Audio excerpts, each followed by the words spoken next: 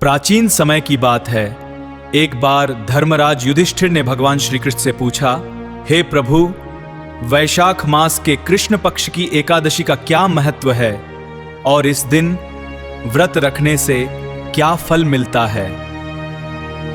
तब भव्य एकादशी का नाम वरुथिनी कृष्ण ने कहा, हे राजन, इस एकादशी का नाम वरुथिनी एकादशी है। यह बहुत ही पुण्यदायी और पापों का नाश करने वाली है। इसकी कथा सुनो।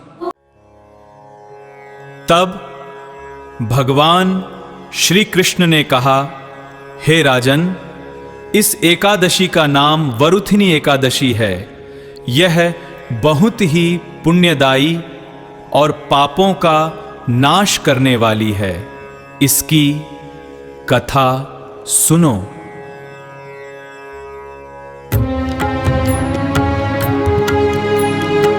प्राचीन समय में नर्मदा नदी के तट पर मंधाता नाम के एक राजा राज्य करते थे। वे बहुत ही धर्मात्मा, दानी और भगवान के भक्त थे। एक दिन राजा मंधाता वन में तपस्या कर रहे थे। तभी अचानक एक भयानक भालू रीछ और राजा का पैर पकड़ लिया। राजा बहुत प्रयास करते रहे, लेकिन वह भालू उन्हें छोड़ नहीं रहा था। राजा अत्यंत दुखी होकर भगवान विष्णु का स्मरण करने लगे। हे प्रभु, मेरी रक्षा करें।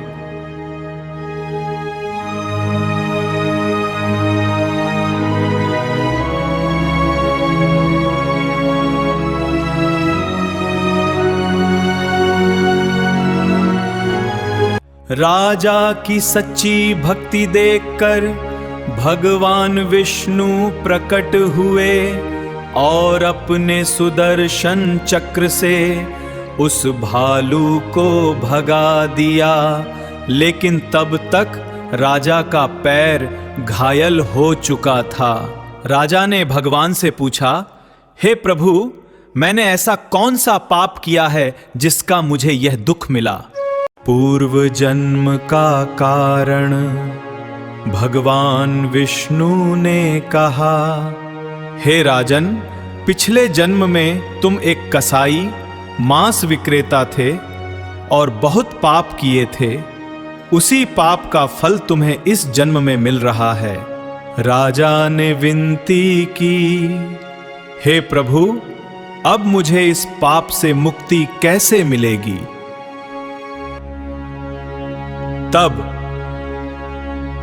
भगवान विष्णु ने कहा, तुम वैशाख मास की कृष्ण पक्ष की वरुथिनी एकादशी का व्रत करो। इससे तुम्हारे सभी पाप नष्ट हो जाएंगे और तुम्हारा शरीर भी पूर्ण रूप से ठीक हो आएगा। राजा मंधाता ने श्रद्धा से यह व्रत किया। व्रत के प्रभाव से उनका शरीर स्वस्थ हो गया और उन्हें अंत में मोक्ष की प्राप्ति हुई। तब भगवान श्री कृष्ण ने कहा, यह एकादशी सभी पापों का नाश करती है। इस व्रत से सौभाग्य, सुख और समृद्धि मिलती है।